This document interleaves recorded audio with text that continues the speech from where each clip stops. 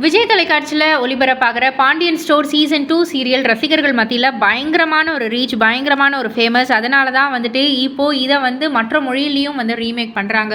இதெல்லாம் தவிர்த்து இந்த சீரியலில் தங்கமயில் கதாபாத்திரத்தில் நடிக்கும் சரண்யா அவர்கள் சமீபத்தில் என்ன சொல்லியிருக்காங்கன்னா, இந்த அளவுக்கு இந்த கதாபாத்திரத்துக்கு ரீச் கிடைக்கும்னு நான் நினச்சே பார்க்கல.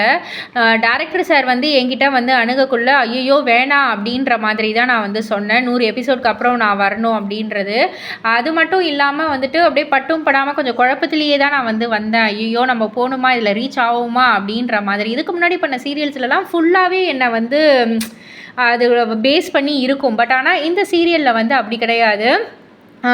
கோமதி, பாண்டியன், இந்த மாதிரி செந்தில், ராஜி, கதிர், சரவணன் இத்தனை கேரக்டர்ஸ்லேயும் வந்துட்டு ஸ்ப்ளிட் ஆகி தான் இருக்குது.